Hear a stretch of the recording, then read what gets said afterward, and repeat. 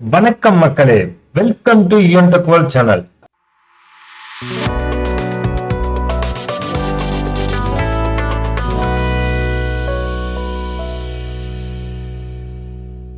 இன்னைக்கு நம்ம இந்த வீடியோல பார்க்கக்கூடிய ஒரு சூப்பரான இன்ஃபர்மேஷன் என்ன அப்படின்னு பாத்தீங்கன்னா, நம்மள நிறைய பேர் ஒரு மல்டி ஃபங்க்ஷன் பிரிண்டர் வீட்டுல வச்சிருப்போம், இல்ல ஆபீஸ்ல வச்சிருப்போம்.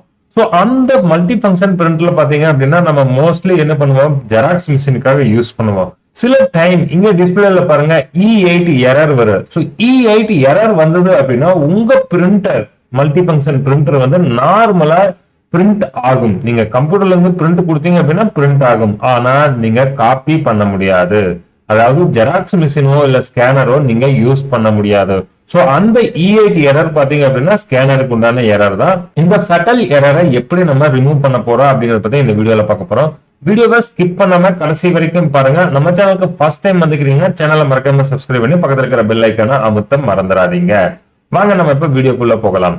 இங்கே பார்த்தீங்க அப்படின்னா நம்மகிட்ட ஒரு HP Laserjet M1136 MFP printer இருக்குது. இந்த பிரிண்டரில் E8ங்கிற எரர் வருது. ஸோ நீங்கள் பிரிண்ட்டு ஜெராக்ஸ் கொடுத்தீங்க அப்படின்னா உங்களுக்கு ஜெராக்ஸ் ஆகாது. ஸோ இது வந்து ஒரு ஃபட்டல் எரர். இந்த எரர் எப்படி ரிலீஸ் பண்ண போகிறோம் அப்படிங்கிறத பற்றி தான் பார்க்க போகிறோம். அதுக்கு உங்கள்கிட்ட ஒரு ஸ்க்ரூ டிரைவர் செட்டு வேணும். அந்த ஸ்க்ரூ டிரைவர் செட் மூலியமாக தான் நீங்கள் இதை கிளியர் பண்ண முடியும்.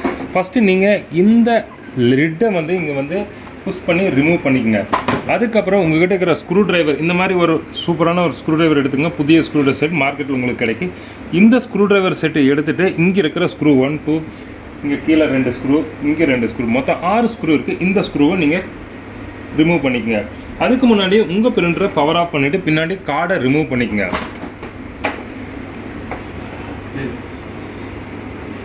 ஸோ இப்போ நம்ம எல்லா ஸ்க்ரூவும் இங்கே ஆல்ரெடி ரிமூவ் பண்ணிவிட்டு இங்கே இருக்கிற மேலே இருக்கிற சீசா, அதாவது கண்ணாடியை இது வந்து ரிலீஸ் பண்ணிக்கோங்க.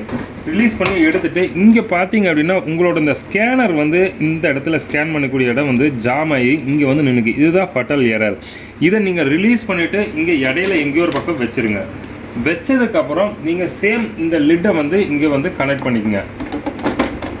ஸோ இப்போ நம்ம ஸ்கேனர் வந்து பார்த்தீங்க அப்படின்னா மறுபடியும் நம்ம இதே இடத்துல ப்ளேஸ் பண்ணிக்கிறோம். ஸோ இப்போ நான் வந்து பவர் கார்டை கனெக்ட் பண்ணிவிட்டு சிஸ்டத்தை ஆன் பண்ணுறேன், அதாவது பிரிண்டரை ஆன் பண்ணுறேன். இப்போ பார்த்தீங்க அப்படின்னா இந்த லிட்டு நம்ம ஸ்கேன் பண்ணக்கூடிய இந்த லிட்டு வந்து மூவ்மெண்ட் ஆகும்.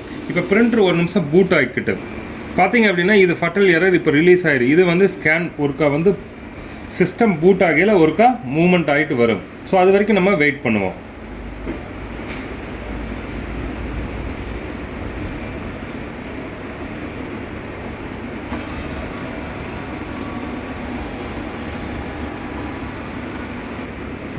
இப்போ பார்த்தீங்க அப்படின்னா இங்கே E8ங்கிற எரர் வந்து ஸ்டாப் ஆகிடுச்சு. இப்போ 1ன்னு காமிக்கு. நான் இங்கே வந்து ஒரு மேலே ஒரு பேப்பர் வச்சுக்கிறேன்.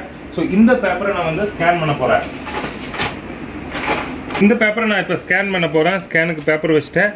இங்கே வந்து நம்ம ஸ்கேன் மேலே கிளிக் பண்ணுறோம். ஸோ இங்கே வந்து ஆல்ரெடி காப்பியில் இருக்குது. ஒரு காப்பி தான் நம்மளுக்கு தேவை. காப்பி மேலே கிளிக் பண்ணிவிட்டேன். ஆட்டோமேட்டிக்காக நம்ம ஸ்கேன் வந்து இங்கே ஸ்கேன் ஆகுது.